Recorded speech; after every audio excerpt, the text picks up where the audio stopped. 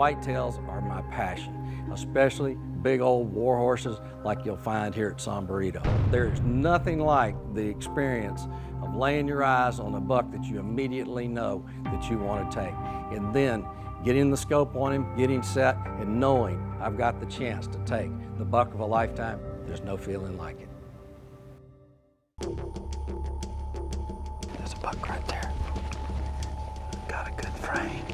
Good looking buck. Yeah, it's old mature 8. It's actually a 9. Oh, okay. He's looking at something in the brush. You see another deer over this way? Got his eye on something. Yeah, I don't know what though. Very nice deer. Just a 4-year-old. Got a broke G3 on him. Actually, he's got a broke G4. So another couple years, and that could he'll be a dandy. That could be a super buck right there. That's a good way to start the morning off. Yeah. Tell you. Here, David. Little rub right there. We've been seeing some good bucks in this area right here. Let's work our way through here. It's mornings like these that make Bucks of Tecomseh's David Shashy glad to wake up in the Golden Triangle of South Texas. And now he's on Sombrerito Ranch. 26 years I've been coming to South Texas, and there's no place I'd rather be during deer season. This is my second season here hunting at Sombrerito. Jerry's a great guide. He knows these deer. He's been guiding here at Sombrerito, I think, for 30 years, as long as Mr. Carter has been managing the property. Last year, we were successful. We took a great deer. It's January now. The main part of the rut is over. Deer are tired. The bucks are tired from chasing these does and running them for the last 30 days. We're just going to have to get out there and see if we can locate these bucks. Customary, I rolled in about noon. Got here, greeted Jerry. Mr. Carter's not here this time. We had a quick lunch and headed to the range. Took a couple shots with the old Remington, make sure everything was okay there. Fired the hole.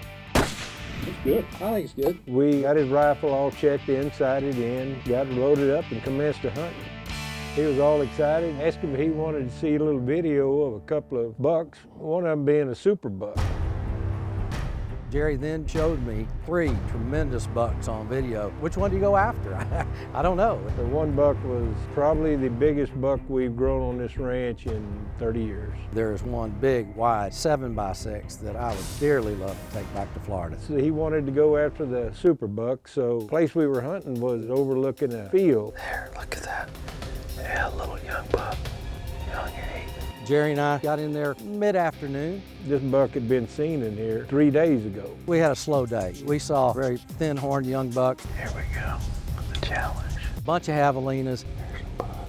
That's a 10, young buck. And a nice 3-year-old 10. You don't like those heavies. I'm here for a limited time. I'm here for 3 days. And we got to spend quality time in the brush in what we believe to be his core area where he's been seen most often. Darkness fell, beautiful sunset, but there was just not much action that first afternoon. Jerry, we still got a good wind this morning. Right, and what we're going to do this morning, we're going to hit some of these strips, maybe catch a buck still chasing a doe or something, get into that area where that big buck is at. Moving around here in the dark, we can get in there pretty easy. All right, very good. That sounds good to me. Let's do it, bud. Let's do it. We decided on the first morning that we would go back to that same area. Because darn it, that's the last place he was seen and the place he's been seen most often. The challenge is always tough when you're trying to hunt 1 or possibly 2 particular bucks. We're going to ease in this blind, and hopefully this deer show up. You have to have a certain amount of luck, just being in the right place at the right time. I don't know a better place to start, and neither did Jerry. Finding a big deer, finding where he lives, is one of the keys to successfully taking big deer with any consistency. The problem is, once you know where you need to hunt him, you're limited in what you can do. You can't go to another spot and hope he shows up in a place he hasn't been before. So you've got to stay with it. This is where just dogged determination and time pay off when you're hunting a big known buck. I'm sitting there trying to think, gosh, you know, maybe he's over near the pond, or maybe he's over here, maybe he's on this sendero, that sendero. But the truth of it is, we don't really know.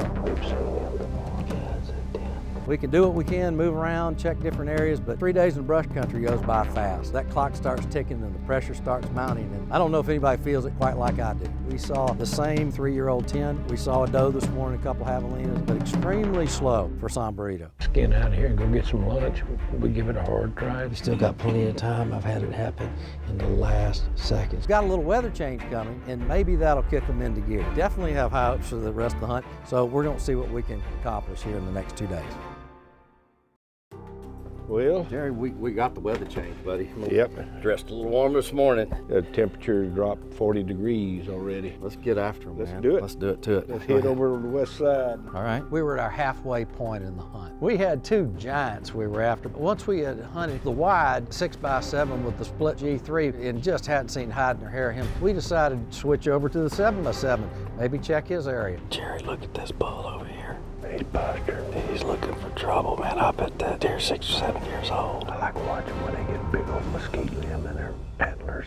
Wow. On that next morning, we saw a lot of deer. We saw a lot of movement. Yeah, there's a buck coming out right there. Yeah. Little tiny buck up there. There you go. It's a nice den. There's someone looking at right here. One in the brush. We may get a little fight action here. We saw a lot more activity there, a lot more does, and a lot more bucks. Many of them were broken up as they are this time of year from fighting. Man, he is an old bruiser. All them broken beams and tines will tell you right now he's ready to fight. But no dice. Maybe he was off with a doe that had come back in season. Maybe he was off feeding new green growth that occurred because of the recent rains. Who knows? But for whatever reason, he didn't show either. Let's move to that. Get back in our other area. We're gonna go try that other bobcat. We may get lucky. Yeah. From that point forward, we switched back and forth. We would generally go to the area of one of the 2 bucks, whichever had the best wind condition. Neat looking deer. And he's old. He's at least 6. They're moving this afternoon. Most we've seen here. Best evening we've had for sure. David, it's 4th quarter. There's no reason why they shouldn't show up, but this is hunting. Yeah, there is a reason. Big mature whitetails. There you go. You just can't count on them sometimes, can we? Let's go after them. Let's Come go on. get them. All right. To me, the biggest challenge of this hunt was to hope that one of these bucks would show up. I had all the confidence in David as a hunter. When the time comes, There's a buck, Jerry, up on the hill up there. He's a pretty good buck. It's a 10 point. That's not our buck. We're on the 50-yard line. Got to get to the 30 for a field goal. He'll call my butt. We need a touchdown. I've always known it. Big deer, 160, 170, 180 are just rare. They don't get that old by being stupid. Those are smart deer, and you've got to be there when they're showing up. It's a big old mature deer, isn't it? Look at his legs. Yeah, boy, he is stained. We were hunting the wide 6x7, and we were set up where he had been seen several times. Oh, he needs one more. And it was the last 2 hours, and I've been blessed in the brush country many times, and I'm thinking, gosh, maybe it'll happen again. 8 point. That's a big old mature buck. And lo and behold, here comes a mature buck. It turns out he is a buck that was videoed with that wide 6x7. We're thinking, boy, we've got a chance. We gave him a few more minutes, but finally it came time for us to pack up. I hate to give it up, man. I know it's time, but we'll be back. Yeah, we'll be back. Yeah, it's discouraging now that it's over to leave, but however, I'll be back. I don't care where you are. You focus on one big mature whitetail. You can be disappointed very easily. You can believe that you're gonna leave the camp, get to the area, sit down and shoot this buck, and you can get disappointed because these deer, they're playing for keeps. This is their game, you're in their turf. They know more about it than you do, and believe me, it's unfair chasing, it's in their advantage. For Tecomate Pro staffer David Shashy, it's been 2 weeks of sleepless nights, counting superbucks. Now, he's back at Sombrerito Ranch to try to make his dream come true. Back at Sombrerito, South Texas, it is warm today. We're gonna check the rifle here at the range. I shot here 2 weeks ago and it was just right. It's about 1.5 inches, 2 inches high at 100. Mr. Carter was gracious enough to book me a second trip here and I'm glad to be here and we're after him. Shooting the target on the left. Perfect. Won't be able to blame it on the gun if I miss. Old Remington is shooting perfect. This is a return trip to Sombrerito from my first round, hunting 2 giant bucks, and never had any luck. Mr. Carter's a great host. He's a lot of fun. He understands these whitetails, and he understands that they don't do exactly what we want them to do all the time. These times that you put in and you're unsuccessful at taking a whitetail, just make those times that you take one that much sweeter. David returns to the pasture called Cabana, home of the Super 7x6. Little buck down here. It's a 10. We saw him last time. Pretty deer. We're hunting with Max Polar. Jerry TK hunted this buck with me last time I was here. Max been guiding here for how long, Max?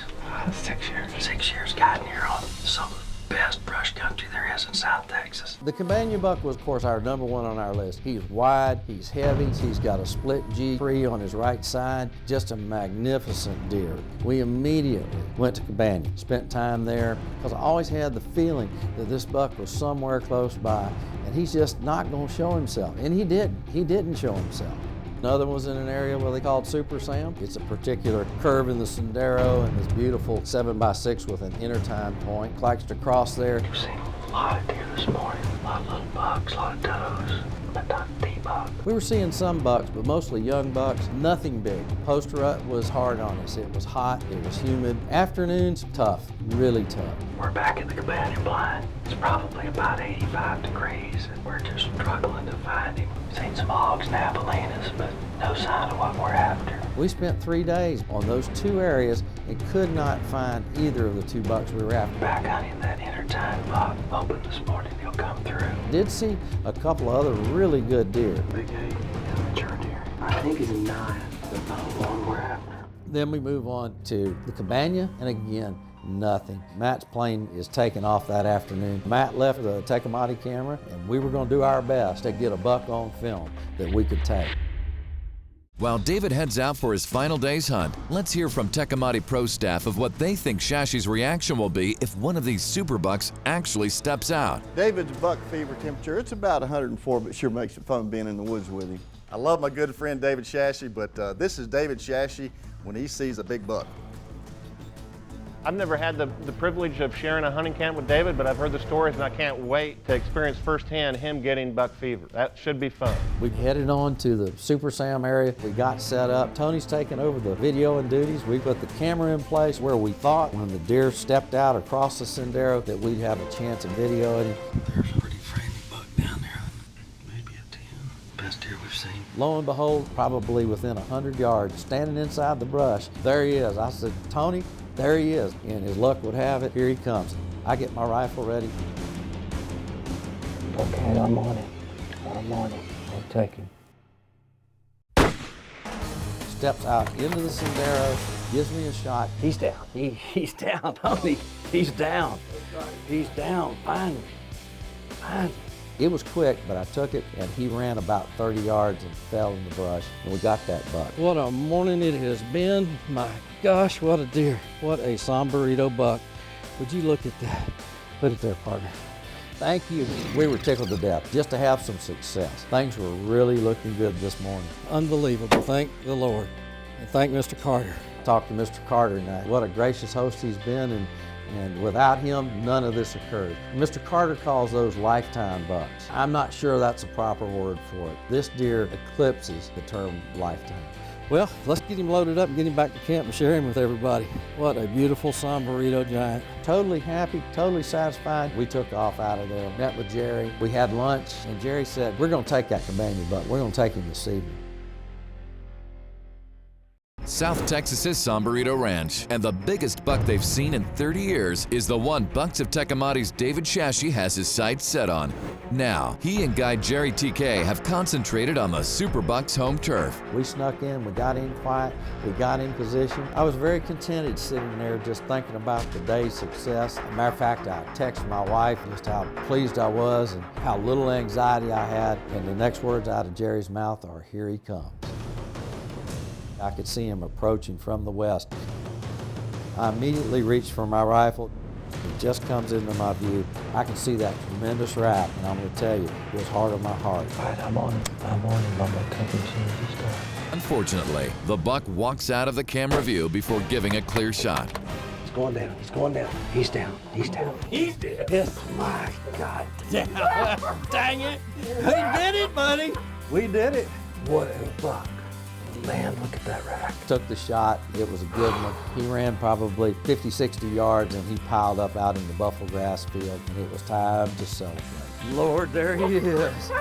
Oh my God. Look at this. Tony, Jerry, Mr. Carter. What a day, probably a day unlike any I'll ever have again.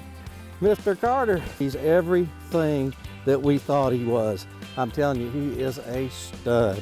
I don't know how much more I can take.